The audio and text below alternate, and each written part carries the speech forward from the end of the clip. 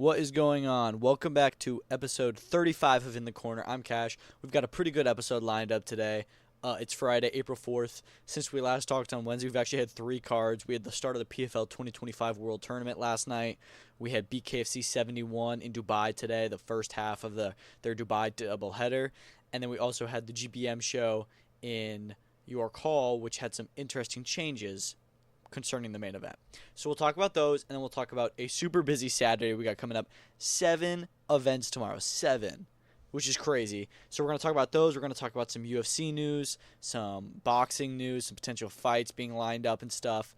Let's just hop right into it. Let's talk about the fights that happened this week. So probably the biggest event that's happened in the last 2 days or so is the PFL World Tournament. This was also the event that I enjoyed the most. I thought it was a phenomenal card. I thought, first of all, I just want to say the pacing was really good. We know we give PFL a lot of shtick for their pacing, and a lot of times it hasn't been great. And they've, buffered a lot and just kind of delayed and paced and stalled and stuff, and it just hasn't been great. I thought they did a really good job yesterday. I thought the fights moved and flowed really well. And even, we know we were supposed to start at 10 p.m. on the ESPN2 broadcast. Whatever was on ESPN2 before the fights ended early. And they actually moved the fights on early instead of just waiting until 10, which I loved. I was thinking you wouldn't see UFC or Top Rank doing that. They would just, they would wait until 10, and that's when their broadcast started. So I really like that. There was no other BS. It was just 8 fights. All 4 of them were in the tournament. You had the featherweight and the welterweight. And I thought a lot of fights were really good. You had 6 finishes in total. So looking through the card, we'll talk about the featherweights first. Tae-Kyun Kim, I assume this was an upset. I'm pretty sure he was actually the favorite over Nathan Kelly, but in my eyes, it's an upset. And he submitted him in 1 round, just looked phenomenal. And that was really awesome. I'm really looking forward to seeing his next fight. As for who he will be facing in that next fight, I believe that he is in with Mavlid Kaibulaev. And yeah, he is. And I think that's a pretty good one. So him and Kennedy, they had a pretty close fight, but I think that he definitely deserved the decision in that one. Jeremy Kennedy did probably get the first round, but I thought Mavlid looked really good in 2, and then good as well in 3. So I was happy with that decision. It was a split decision, and you really want to make sure that you get the decisions right in this tournament-style format because you don't want any kind of robbery at all. But I'm excited for that fight. I think it'll be good. I enjoyed both those fights. The other featherweight matchup, I can't wait for. You had Gabriel Braga submitting Fred Dupross in 1 round. That was spectacular. He almost got submitted himself really early on, then spun it around, took control, and, submitted his guy really quick. And I just thought that he was super impressive. And he'll be fighting the winner of the co-main event, which was Jesus Pinedo, who knocked out Adam Borics in 1 round. That was phenomenal. And, I think that he also came back from some early trouble. So those two, they've already fought twice. They're 1 apiece. I think, in fact, they've both finished each other by TKO or whatever. So this is going to be a really good one. They had a lot of spice when they're facing off after, and I'm really excited to see Pinedo Braga 3. That was a big highlight of the PFL card. We're seeing them two face off, and they probably had the biggest moments on the card outside of Thad Jean, who I'm going to talk about. And then also on the card, we had the welterweight division. So you had Masayuki Kikuri, who forced Giannis Bakar to retire after 2 rounds. Kikuri definitely won the first 2 rounds. The first round was a bit close. Second round, he totally dominated. And, after that, it was kind of just like, all right, what are we it was odd because they called it. His corner pulled him out, and he was like, whoa, he wasn't doing that great, but he didn't seem too hurt. I have to assume it was some kind of injury. It was a bit of an odd stoppage, but whatever. He's going to be in with Logan Storley next, who dominated Joseph Luciano. I know Luciano came in on just 24 hours notice, and he did well. He was game. He stayed there the whole 15 minutes, but Storley, as soon as he took it to the ground, there was just nothing Luciano could do, and he took it to that quickly. As soon as he had the opportunity to, he just took him down, and that was really the story of the fight. I know that some people had a problem with it, calling it boring, which I get, but you got to do what you got to do in these fights, and he solidified his place in the semifinals. Him versus Kukuri, I think, will be a good fight, but it's not going to be the star of that card because that will be Jason Jackson, Thad Jean. Thad Jean I was unaware of before this fight. Didn't really know who he was. And he comes in, he did a huge crowd in Orlando, has such aura, he's a silverback and he's doing all this like cool, he's really leaning into his character, getting the crowd hype. Faces off against Muhammad Bearkamov and gets the knockout of the night probably. Looks sensational, really fun character, and he's moving on to the semifinals, and he fought the winner of the main event, which was Jason Jackson. And this was an interesting one. He was in there with Andrei Koreshkov. A close round. A lot of people had Jackson winning the first round. It was hard to say, but I thought Koreshkov actually, I kind of edged him that first round, but I'm not mad at people saying what to Jackson. Second round is where it gets interesting, where Jackson is on top of him. He's hitting him in the top / back of the head, and he gets cut. And they take almost all 5 minutes of the timeout. We're debating, is Jackson going to get any kind of punishment, like that was a little bit dirty, not necessarily officially. He was hitting him in the back of the head, but still was a little bit iffy. And it doesn't really matter because there's no punishment, which I was like, okay. And then they get straight back to it within 40 seconds of them getting back to it. Jackson submits him. So I don't know if Koreshkov was really affected by that or was just kind of like, still confused, or I don't know, but he really didn't put up much of a fight, and Jackson just kind of took him. I think he knocked him down, and then he just submitted him from there. And I just went crazy, and really good performance. He's one of probably the most experienced guy in this tournament. In the welterweight division, and probably the biggest name, but him and Thad Gene is going to be a great fight. They shoved each other in the face-off, so I'm really looking forward to that. So the welterweights and featherweights will return June 12th. I thought this was a great start to the tournament. I thought you had some awesome fights, really drag people in, and I haven't been a fan of the PFL regular season. Didn't really keep up with it. I'm totally keeping up with the tournament this time. I'm excited for next week's card, and hey, it was awesome. I got featured. My tweet got put on the PFL ESPN Plus broadcast during early on in the night, which I loved. I was so excited. That was the only time they put tweets up I saw at least. And I was just super excited. So thank you to whoever was on social media at PFL and put me up there. That was sick. And they also retweeted one of my tweets. But that was awesome. That made me really happy. But great card. Let's talk about BKFC. BKFC had a phenomenal card for the most part in Dubai today. A lot of great knockouts, early nights, upsets. Nothing too necessarily special that I want to talk about from the card. One thing I will say is the Adel Altamimi fight. I believe it was that one. A little bit sketchy. So he dropped Mora in the second round when he was getting dominated in the first round. Drops Mora in the second round, and just gets. They get into a scruffle. Ref separates them, and before Mora's still doing anything, is just kind of like not ready. Altamimi runs in and just knocks him down big time. And he gets saved by the bell a little bit, going to the third round, and, he's still hurt. And Altamimi eventually finishes him, and it was a good highlight knockout and stuff, but it was a little bit sketchy just because I'm like, well, hold on, you caught him off guard. And he wasn't really ready, and everybody was saying that was a little bit dirty, and I agree. I think at least a point should have been taken. Geronimo Dos Santos knocked out Alexei Olenek. That was one a lot of people were talking about. That was sick. Johnny Tello and Sabah Homasi. I was getting ready to say, look out for Homasi after the first two rounds. He looked incredible. And then just everything left. He got dropped twice in the third and fourth rounds. Did not look good. I don't know if it was necessarily just that he was tired, but just looked like he had no will left, no fight left. I actually thought that he won the fifth round, but those knockdowns lost him the fight. And I gave it to Tszyu. I saw BKFC posting fight of the year. I don't think it was that great, but it was a good fight. Britton Hart looked really good with Ty Emery. I had that one 48-47. It could have been even wider than that.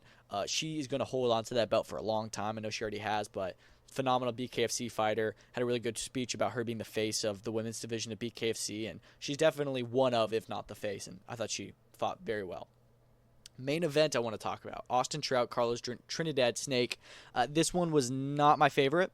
I think that it's weird. So, first of all, I missed in the first round that was counted as a knockdown. I saw it, and I didn't even register that it was a knockdown. And I was, somebody said, I delete the podcast casual, which I thought was pretty funny. But, I don't know. I wasn't too drawn in on this fight. It was really boring to me. And Trinidad got that early knockdown score and then didn't do anything for rounds 2 through 4. And I thought they just have to go to Trout because he's at least throwing. And it was a super boring fight for BKFC at least. Fifth round, I thought Trinidad turned it up a bit and got himself the round. And then you go to the overtime round. And this is where, obviously, Trout does get the win and retains his belt. I'm not mad at that at all because I thought that Trout performed better. But I thought that Trinidad kind of deserved that overtime round. I thought he won. And I love that they do the overtime round. And I thought this would have been a draw. But I do think that technically Trinidad should be the winner, but I'm not mad. I thought that Trout performed better overall. It was just the way that the fight played out and with that knockdown. Anyways, Trout retains. I don't really want the idea of a rematch just because that fight kind of sucked. And Trout said he wants to move down to lightweight, which I'm okay with. And I just want more out of Trinidad for his title shot instead of just, literally I think there was probably around there where he didn't land a single punch and probably threw less than 10. So not what you want to see in BKFC at all. Over in London, you had the Your Call card, which the biggest talking point about this fight was the fight that didn't happen. The main event was initially supposed to be Daniel Dos Santos versus Shakan Pitters for the European Light Heavyweight Championship. A few days ago, we find out Pitters is out, he's injured or ill or whatever, and then it becomes Dos Santos versus Brad Rhea, who's got bad luck in the past, and he gets some good luck here. Still bad luck. Night of the fight, just an hour or two before they're supposed to walk, Dos Santos gets sick and, says that he can't fight. The doctor apparently had cleared him and said he could fight, but he and his team felt it wasn't in their best interest to. And I get it, put your health first, although it does kind of suck to believe because, this is the main event. You're there. The doctor says you can fight and you're not. So it does kind of have a little bit of borrowed trust. And, for me, it is somebody where I'm like, I don't want to see Dos Santos get an opportunity again. I know they really want Pitters to fight for that title, but you can't really trust this guy. He's pulled out twice on you now, one of which almost ruined the event this time. So, I didn't really like that. Main event does change to Ben Crocker, Tiernan Bradley, which was a fight that I didn't love the decision. I wasn't too mad at it because I expected it to be a draw in a way, but I thought that Bradley certainly deserved the decision. One of the judges had a 97-93 Crocker, which I thought was awful. There were a lot of close rounds in there, and that's why I'm not mad at the draw. It was hard to choose a lot of those rounds. I just think that Bradley's rounds were more clear, and I thought that he did have more rounds. I had him winning 96-94, and I wouldn't be surprised if you gave him 97-93. But, giving Crocker the win, I was like, that wouldn't sit right with me. But I thought it was a good fight. I thought Bradley fought really well, and that is a fight that I do want to see the rematch for next. Also on that card, you had Emma Dolan versus Lauren Parker, which I thought Emma Dolan fought very well, and I think that she's honestly ready to start moving towards world titles. This was a good British Commonwealth domestic fight for her, and she just fully passed it. I had her winning 99-91. I thought she looked really good. Hughie Fury, I wasn't impressed with at all, really. It took him 5 rounds. I know they said he had some kind of hand injury, but you've always got a hand injury. And I was a little bit disappointed with his performance there because they're talking about Dillian White fight in the summer. And, Dillian White's not that great anymore, but he's better than Dan Garber. And you can't be demanding those kind of big fights when you're going to come in and spend, 5 minutes walking to the ring in 1,000-seat venue and you just go through the motions for 5 rounds with a journeyman. So really disappointed. He did stop him in round 5 eventually. I don't know why he's still fighting 6-8 rounders with journeyman. He's been back for a year. If it's not Dillian White, it needs to be some kind of a name in at least 10 rounds. But to be honest, I don't know how well he does against Dillian White. Also, you had some good prospects on that card. Greatest Cross, I thought looked really good. He had a first round TKO. He's now 5-0 with 5 KO, so he's definitely one to keep your eye on. Kieran Malloy, who GBM has been pushing. He'll be on their show in Ireland this summer along with Hughie Fury. He had a 5th round TKO stoppage. I thought he boxed very well. Took his time in there and got it done. So good card overall. I'm really looking forward to their stadium show in May, but it definitely had some issues with that main event fallout. Okay. Let's talk about this weekend. Saturday has got a big day, big fights all through. We're just going to run down the biggest fight of the weekend, of course, in my opinion at least, is Joe Joyce Filip Hrgovic. Now, this fight is very important for both.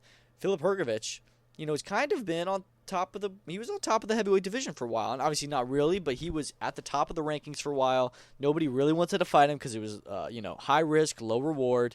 And finally, he gets the fight with Daniel Dubois, a fight that he was competitive with, very competitive in, and lost because of cuts. So it's not even like it was the worst. It wasn't even like it was a huge loss for him. It was undefeated before that. This is his first fight back. We haven't seen him since. It's been almost a year. He's in there now with Joe Joyce, who people have been calling for to retire, and he really should. If you see any video of him, he just doesn't seem to be very quick-witted at all. And he was never quick-witted, but just doesn't seem all there, and it seems like a lot of the punching has definitely affected him. Listen, this is a fight I definitely think that Hrgovic is going to win, and I think he's probably going to stop Joe Joyce. And once he does, I want Joe Joyce to retire. Does that mean Joe Joyce can't win this fight? No, I think that he can, but if you gave me this fight even before, the Chisora fight, where we thought maybe Joyce has got some left, just after the Zhang fights, maybe even before the Zhang fights, I would have said, well, maybe not before the Zhang fights, but after the Zhang fights, I would have told you, I don't know about Joyce versus Hrgovic. And this is a tougher fight than Dillian White. It's meant to be Joyce White. Joyce Hrgovic is way tougher. So, yeah, I'm going to have to go with Hrgovic by this one. Stoppage, I'm not sure. It's possible. Hrgovic is a pretty big puncher. He's 17-1 with 14 knockouts, and we know Joyce does have a susceptible chin. If it is going to be stoppage, I bet it'll be late. Yeah, we're going to see how this goes, but I'm definitely picking Hrgovic. Also on that card, co-main event will be David Adelaide, Jimmy TKV. Really excited for this one. They've been spicing it up. They're the people's main event, honestly. I think this is going to be awesome. Both young heavyweights. I think they have very similar records. Adelaide is 13-1. TKV is 8-1. Adelaide, I'm going to be honest, I think that he's going to win this one. It's for the British heavyweight title. I just think that he's a bigger puncher. I think that he is a bigger guy. He's more menacing. I think he gets the job done. I'm not confident in that, but I definitely think that TKV deserves the British title fight. I just think that Adelaide has been at this level for longer and will likely get the job done by stoppage. Also on this card, you have Jack Rafferty, who is a phenomenal guy at 140 in Britain. And, he's defending his Commonwealth title here against Corey O'Regan, another undefeated guy. Once I'm assuming Rafferty will win this one, and I really would not be mad at all if they can get him in with Dalton Smith, Adam Azim, Pierce O'Leary, that whole crop. He's really on that level now, I think. Who else? You've got the debut of Delicious Ori, the Olympian. Everyone's very excited about. He should be fun. Mark Chamberlain returns. He is in an 8-rounder against a guy who's 8-4, which I don't love because he's still a very good fighter. But, I guess they got to do what they got to do. Royston Barney Smith returns. He's always fun. Great fighter. Khalil Majid is on this card randomly in a 10-rounder against Alex Murphy, who's 13-0. Nobody's been talking about that. I wonder if they're going to bury it on the prelims. And another fight maybe on the prelims is Jurgen Oldedaj, who's 19-1, and he'll be in a 10-round cruiserweight fight. And I don't even know who that is. So a lot of fights on this card, a lot of other processes. I think it's 13 fights in total, which is nuts. Very big card, especially for DAZN. I'm very interested to see, is Queensberry still going to do like 6-7 fights on the main card, or are they going to switch it because DAZN usually does 4, maybe 5? I don't know. We're going to see, but they do very long shows. Okay, other big boxing fights this weekend. One that not a lot of people are talking about, just because it's in Kazakhstan, isn't really getting promoted as big as Janibek. Janibek Alimkhanuli returns in his hometown of Kazakhstan. I don't know if he's from Astana, but that's where the fight is. I'm trying to pull up his opponent's name because I want to get this right because it's very hard to pronounce. Anauel Ngamisengwe, I think. That should be okay. I bet Janibek does run through that one. I have no idea who Anauel is. I'm just going to say that. But I think that Janibek should win this one, and once he does, I want unifications. He says he's more interested in the Canelo fight than he is unifications, but I just don't think he's going to get Canelo for a while. I say you unify the division. Co-main event will be Sultan Zarbek, who, if you don't know, is a very, very fun fighter. He is undefeated. I think he's ranked number 1 with the WBA at 130. He's 19-0. He'll be in a 10-rounder against Azinga Fuzil, who's 18-2. He should get a good win there. You've got Bakodir Jalalev, the Olympian heavyweight, returning in a 10-rounder. That should be awesome. Batirzan Jukembaya versus Kane Gardner is not a bad fight. 10 rounds at 140. Otabek Komatov returns in an 8-rounder against Jason Kanoy Manigos, who's 30-12-2. He's been out for a year, comes back against a journeyman, and he's going to be on the prelims. I just don't get that at all. I mean, he was winning against Ray Ford. He was 7 seconds away from winning the world title, and we're putting him here? It just doesn't make a lot of sense. I don't know what's going on with his career, but I still think he's got plenty to give. But yeah, those are your main fights on that card. I'm looking forward to it. For like a secondary promotion, I think they've done a fantastic job at putting together a good card, and I'm really excited for it. Over in Vegas, you've got your main top-ranked card, and that will be headlined by Richard Torres Jr. versus Guido Vianello. Now, this is a fight that I am really looking forward to, and I love Richard Torres, and I also like Guido Vianello. I just feel like they're throwing Richard Torres in so deep. He said, everybody was telling me how I wasn't fighting anybody. Well, now I'm fighting a challenge, and I get that. I like that logic. I like that he's taking a step here. But he's taking a huge leap from the guys he was fighting, which were essentially journeyman with okay records, to fighting a fringe contender, a guy who is seriously, he beat Arslanbek Makhmudov. He stopped him. Before that, I thought that he beat F.A. Ajagba. He didn't get the decision, but I thought he won that fight. And now you're going to put in Richard Torres Jr.? Makhmudov isn't great anymore, we're kind of realizing, but are you going to tell me that Torres and Najagba are on the same level? No, I think Torres will be on that level one day, 100%. But this is just a huge test. I don't even know if you can call Torres a favorite in this. I'm a huge fan of him and his style and how aggressive and how many knockouts he gets. So I'm going to pick him to win this fight. But, man, it is a very tall task. And tall indeed, because he's a lot shorter than Vianello. But I just can't believe that they're doing this fight. Co-main event, there will be Lindolfo Delgado versus Elvis Rodriguez, which is a great fight. Delgado did not impress me in one of his last fights. I didn't think he won, but I think he's had a fight since then. It looked pretty good. You know, he's 22-0. Rodriguez is 17-1-1. I heard that this is a WBO eliminator at super lightweight. I hope that the winner of this doesn't immediately fight for the title. I wouldn't be too mad at it, but I feel like there's so many names at 140. We can't be giving everybody mandatory status. But you know what? I really like this fight. I think it's a good fight for Top Rank, and it's one that I think Delgado will win. I still think he's a really good fighter. I still think he will fight for world title. Rodriguez, I'm not so sure about. You know, they could pull off the upset. I said the same thing about Giovanni Santillon, Brian Norman, and look how that went out, and now Brian Norman's a full-fledged world champion. But I think Delgado's going to take this one. Abdullah Mason is in his first 10-rounder against Carlos Ornelas. It was meant to be Giovanni, what's his last name?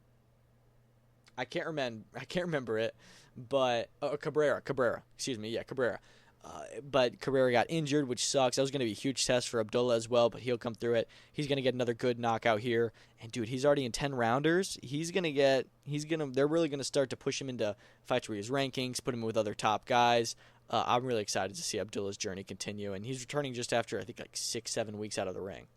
Jahai Tucker is also in his first 10-rounder. Hopefully he can do something impressive. You know, he hasn't looked the best as of recent. Just feels like he's been going through the motions and, you know, not being as disciplined as he should. But he's in with Troy Williamson. Oh my gosh, I didn't even realize he was fighting Troy Williamson, who's, you know, not what he used to be, but that's a really good gatekeeper. And honestly, that's a very tough fight. We're going to have to keep an eye on that. That's not a guaranteed win for Tucker. That's a good fight.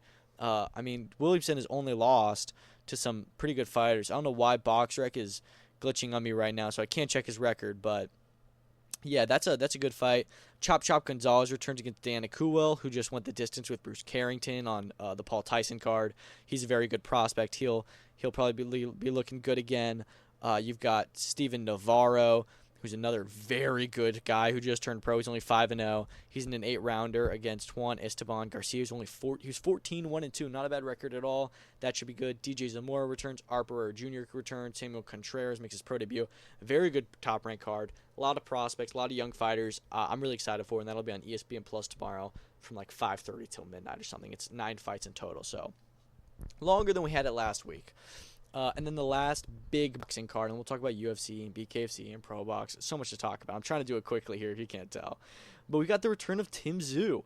This is a big fight, man. Him and Joey Spencer, I think that this is a really good fight for him to bounce back with. You know, after the loss to Bakram Murtazaliev, I think that No Limit is doing a really good job with his comeback, where, you know, you do lose and you want to see him come back in an easier fight, but not something too easy. Joey Spencer is a perfect fight. This is a guy who's been, you know, not the best, but good at 154. He's also on his way up.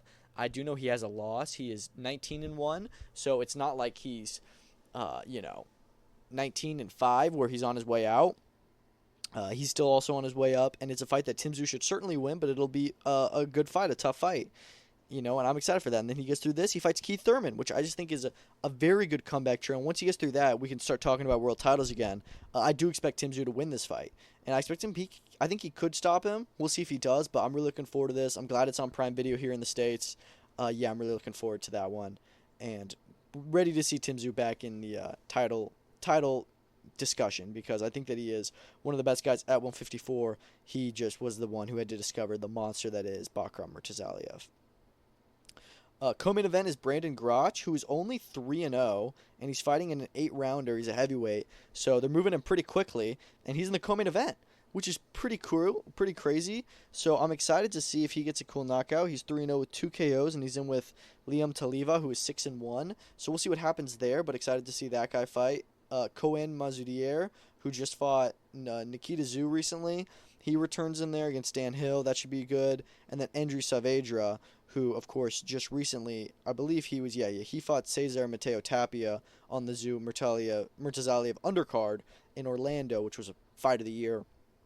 Really excited to see him come back. We saw Tapia back on the Keith Thurman Brock Drivers card a few weeks ago. Now we see Saavedra, and he's in with Mikkel Nielsen, who's 13-2. So a lot of good fights on that card. Really looking forward to that one.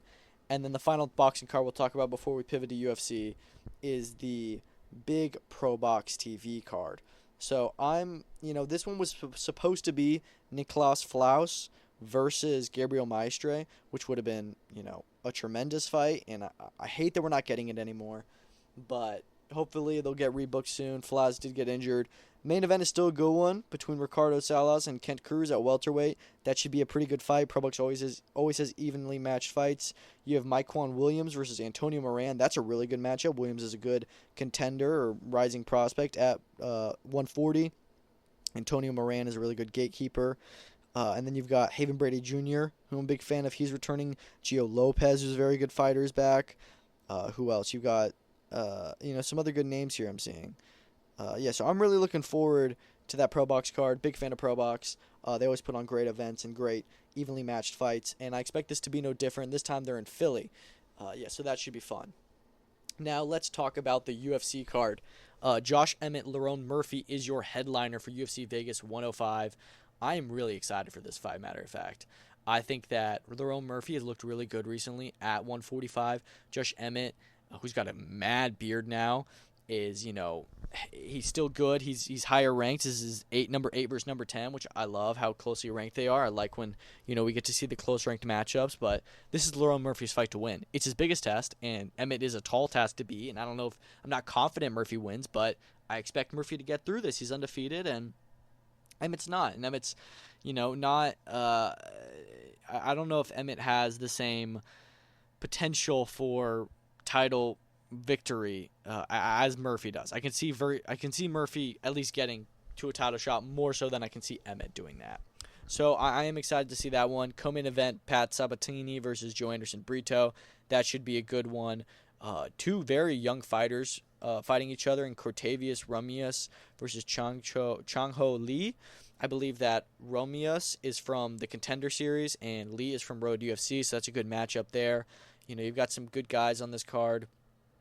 Torres Vinny, he's got a crazy build, and he's in with Robert Valentin as the opener of the card. I'm excited for this Apex card. All the Apex cards are usually good. Martin Boudet, number 15 heavyweight, is on the prelims, and I know he's not a big name, but it's just so weird that they put ranked heavyweights on the prelims of fight nights. They've done this recently too on London, I remember. It's just so odd to me, but anyways, we should be in for a good fight night, I think. I know people like to crap on the Apex. I'm not mad at it. As long as we get some decent fights, I really am not going to complain much. And should be a pretty good night of fights. At least I think so. And then lastly, we talked about BKFC 71 at the top of the episode. Now we'll talk about BKFC 72. So this one will be headlined by Kai Stewart versus Tommy Stridham for the Featherweight Championship. And also in the Featherweight Championship will be Hannah Rankin versus Borga. I can't remember her first name, but that one should be good. I do think that Rankin hasn't looked the best in the BKFC, but she is a former boxing world champion, so she should be at an advantage to win this one, but we'll see if she does. I think that's actually a pretty good fight. And then Stewart Stridham, I think Kai Stewart's going to retain. I think he's honestly one of the best fighters the BKFC has. I think he's great. I think he's a great personality. But I'm excited to see this card. It is 10 fights in total. Aaron Chalmers, I'm familiar with him. He's been in some good fights. He had the exhibition with Floyd Mayweather. He's on this as well. There's some other good guys here that should be fun. The featured fight is Brandon Allen versus Nico Goffi. That one should be good. Only 10 fights in total. Should be a short night. Really looking forward to seeing this. And the BKFC Dubai card the other day, or earlier today, was awesome, and I have no doubt this one will be as well. Okay, that's all the fights that have happened and are about to happen. Let's talk about some news. So, one topic that I missed on the last episode, because I didn't really think it was important until I looked into it more, is the Dana White UFC meta deal, which it's still not really important in terms of the social media aspect of it, but they're doing AI rankings apparently, where this is going to help the UFC come up with a new ranking system that I guess AI is involved with. And Dana White saying, thank God we're finally getting a new ranking, because we know all he wants is John Jones to be pound for pound number one. And I find it so weird that John Jones complains about the rankings as if he's not the president of the company and he can fix stuff like that. But regardless, he still complains about it. And, the rankings do have some issues, and hopefully AI works with that, but I don't love AI taking care of all this stuff. I think that ranking is something that you could use AI in, but it should still be a team of people that come up with it together. But we're just going to have to see how this goes, how long it takes to implement it, and how well it works, because I bet that we're going to see a few holes in this era, or in this, methodology. So, I'm excited to see how that plays out. Chris Eubank Jr. Conor Benn will only be $25 in the U.S. I love these price points, man, because they were charging way too much before, and I like only doing $20, $25. For the big fights, maybe you'll do 40, but that's it. UFC over here is charging 80. PBC sometimes charges $90. It's ridiculous. I'm really interested to see what the Times Square pay-per-view price is, as well as the Canelo one. I bet Canelo, they may do at least 50 or 60. Hopefully Times Square is only like 30, 40, but I'm really happy with the Eubank Ben card. I honestly was kind of hoping that it wouldn't be a pay-per-view here. I know that was wishful thinking, but it is an all-British card, so I thought maybe, but I'm not mad at having to pay for it. It should be a pretty good card there. I'm excited for it. Okay, Islam Makhachev, this is a big story today, is apparently waiting until he sees Belal Muhammad, Jack de la Maddalena on UFC 315 before he decides what his next move is. We know Islam has been toying around with the idea of moving to welterweight for a while, and I do think that this is an okay time. If you look at all the guys at lightweight, he's beaten all of them. Like, he's really pretty much beaten all of them. He's beaten Charles. He's beaten Arman. The one that is really the big question here and throws a wrench in the plans is Ilia Topuria, who I know that at least Islam does not want to fight. He's not ducking him. He's just saying he hasn't earned the right to fight me yet. He hasn't earned the right to fight for the title yet. There's other guys that deserve it more, and he's right. And I want to see Ilia fight someone else. I won't be mad if they make that fight, but I think that Ilia should have to fight somebody else to get a title shot. But it is a little bit interesting that he's waiting until then, and this does throw a wrench in the plans because we know UFC wanted to do something really big for 317, which we've got some fights on the card that we'll talk about in a minute. But it sounds like the plan was to try and do Islam versus Ilia. It was initially meant to be John Jones, Tom Aspinall. I'm sure that didn't happen, of course. Now it's going to be Islam Ilia. We're hearing now that it could be Dricus du Plessis versus Khamzat Chimaev, which is the fight that we need most in the middleweight division. If it doesn't happen then, I'm sure it'll happen a month or two later. But I think that's a great headliner for International Fight Week. You don't really have a lot of other options. Pantoja may be on that card, but he'll be co-main event. You can't really have him headline in Vegas for International Fight Week, at least. It won't be bantamweight. Merab and Sean are fighting before that. It won't be featherweight. Volk and Diego are fighting next week. We know it's not going to be lightweight now. It won't be welterweight. Bilal and Jack are fighting right before then. It's not going to be light heavyweight because Alex and Magomed are going to run it back in August, it seems. And it won't be heavyweight because we know it's not going to be John and Tom. So that really only does leave the main event to be middleweight. And I'm not mad at that at all. I think that is a perfect fight to have headline that card. You put Pantoja versus Kai Kara France, which is what it seems like. That's your perfect main and co-main event. Move on with it. I'm good with that. But it is a little bit annoying for Islam to wait until 315.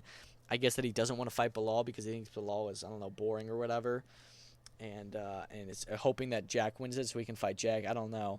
But yeah, we're just going to have to see how all that plays out. Okay. Jake Paul apparently will have a pay-per-view this summer. We don't know who he's fighting yet. We know an announcement is going to come out in the next few days. MVP said at the beginning of this week, a lot of fight announcements happening this week. We already got Alicia Baumgartner's fight announcement. We got the Most Valuable Prospects 12 card announcement. Jake Paul's is next. It could be tomorrow. It could be Sunday. It could be Monday. It could be next week for all I know. But I know that we're supposed to get it soon, and they confirmed it'll be a pay-per-view. Now, one name that people are interested in is, of course, the Tommy Fury rematch. He did have a little bit of a cryptic message. He said, "See you soon," I think, at the end of a message saying that Jake won't fight him or something, calling him a duck. I don't really know. Maybe that's some misleading stuff, and they are fighting next. It could be Jake Paul versus Julio Cesar Chavez Jr. I'm not mad at that at all. I like to see that, and if they do, they may get some kind of WBA title on the line. Will it be a World Cruiserweight regular title? I don't think so, but it could be just like an international or whatever, some BS one. But I hope that we do see that. I also saw that it got reported that KSI could be fighting Julio Cesar Chavez Jr. next. I don't know how real that is. That came out on April Fool's, so I don't want to trust it too much, but it came from Chavo Rodriguez, who's, of course, a big ESPN reporter. I hope that is true because I like the idea of KSI fighting someone like that, but I'd rather see Jake fight him because I like the idea of Jake going down the pro route. And even though Chavez shouldn't be fighting, he really shouldn't be fighting at all, I think it's a good fight for Jake and a tough challenge and one that Jake probably wins. So, and that would be by far be his most credible win so far, if you ask me. I do hope that's the case. We'll see. There are other names he could be fighting.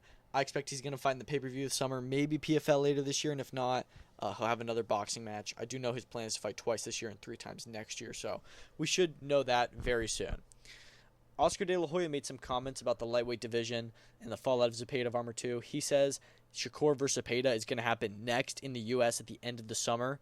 That, Zepeda Shakur's already agreed for that fight. He's already signed or something, which just doesn't, or he's already agreed at least, which doesn't make sense because Hearn and Shakur are saying, we may wait until Tank is ready, which they're not going to get the Tank fight. But I would like to see Shakur Zepeda next. But Zepeda, don't know if he really wants that because he's now kind of avoided the Shakur fight twice. And he's now also been reinstated as the mandatory for WBA, which makes no sense because he's WBC interim champion.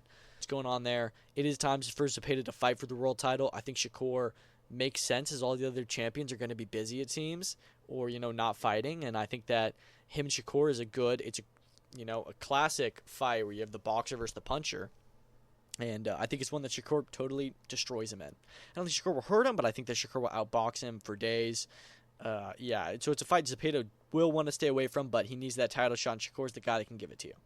De La Hoya also said he wants to make Floyd Schofield Tevin Farmer next. I love that. I love he's going to keep Tevin Farmer around because he deserves more opportunities. I also thought he has Tourette's and has never said anything before, which is crazy that he fights with Tourette's. But anyways, he's going to fight Floyd Schofield, or not will, but Oscar said he wants that. I think that makes a lot more sense for Floyd Schofield. That's a huge test. That is a fight that is not a guarantee for him. Similar to Torres Vianello. I don't even know if Schofield's the favorite in that.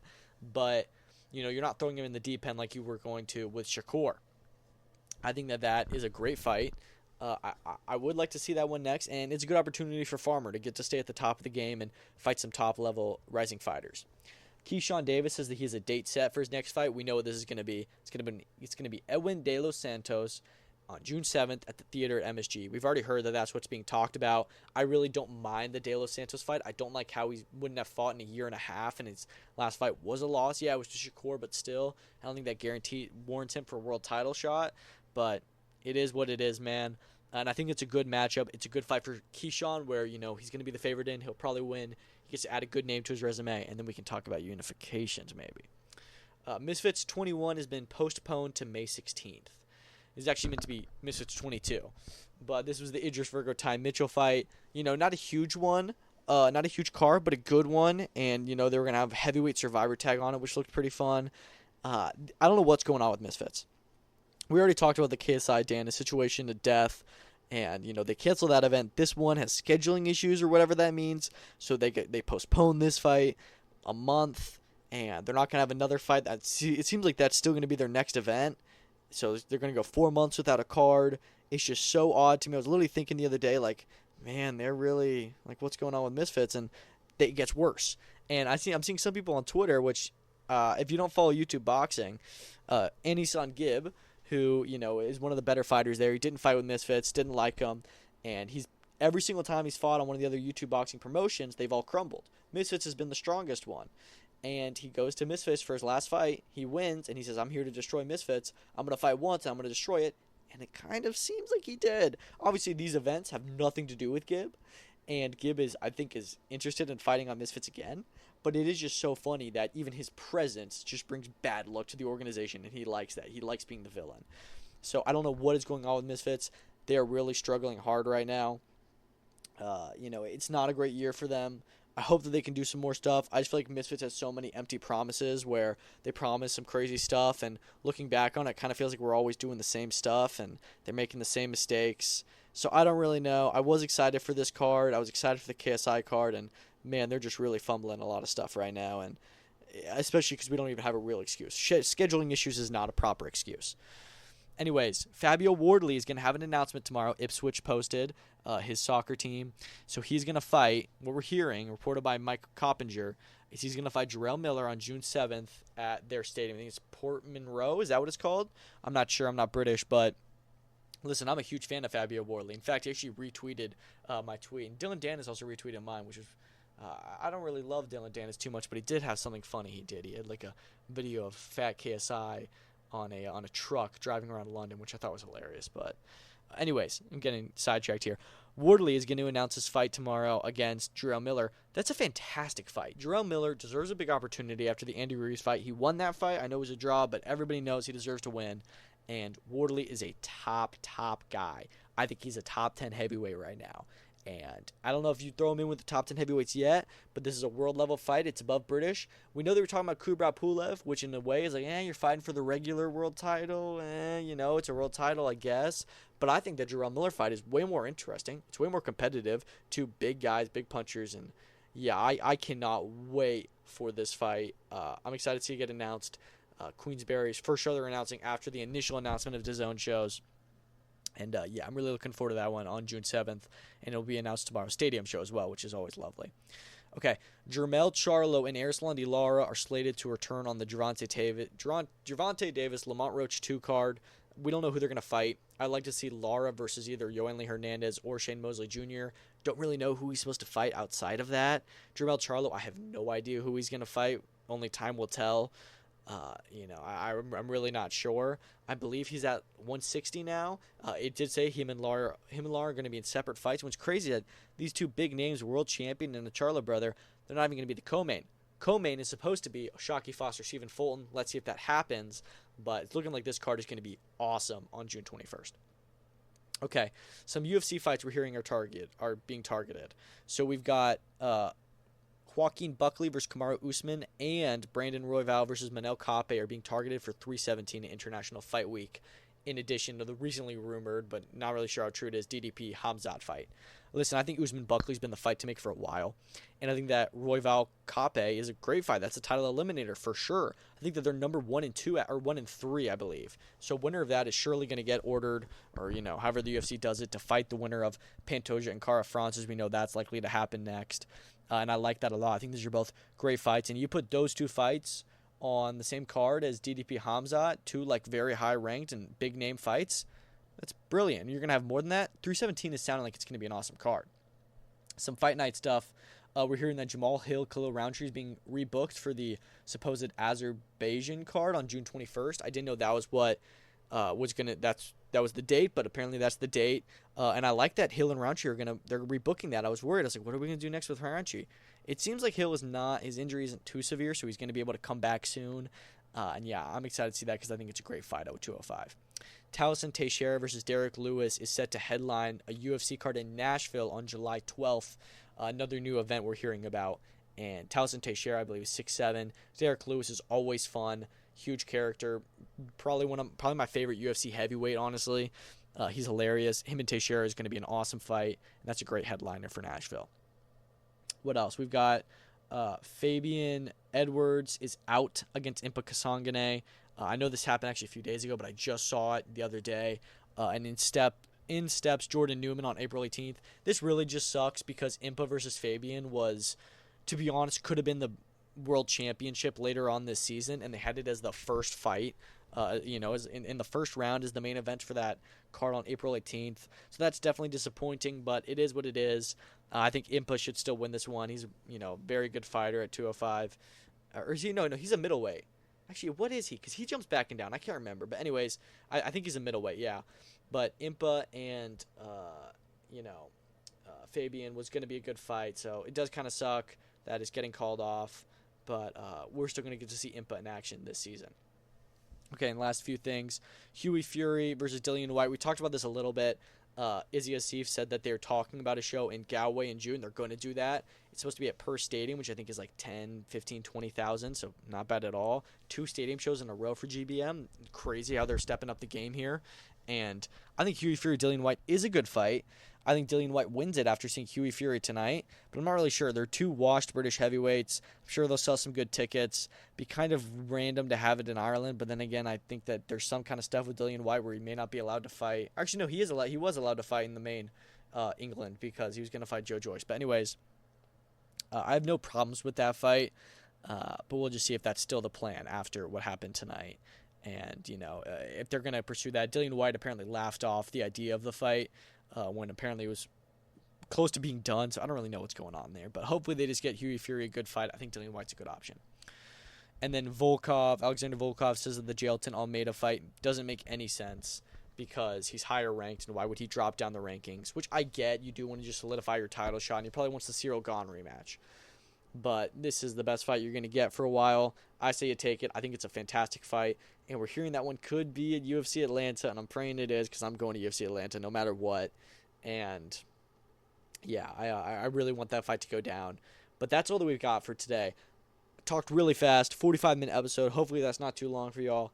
We're going to have another episode on Sunday where we're going to break down all these huge fights. Joe Joyce, Filip Hrgovic, Josh Emmett, Lerone Murphy, Kai Stewart, Tommy Stridham, Tszyu, Joey Spencer, Janabek Alam Connolly, Anuel Ingam Sengwe, I think, and then Richard Torres Jr., Guido Vianello, Ricardo Salas, Kent Cruz. Those are all your fight cards. Fantastic fights all throughout. I'm going to be tweeting a ton. I won't be able to watch them all live, but I'm going to try and do my best. Thank you so much for listening, and we will see you on episode 36. Peace out.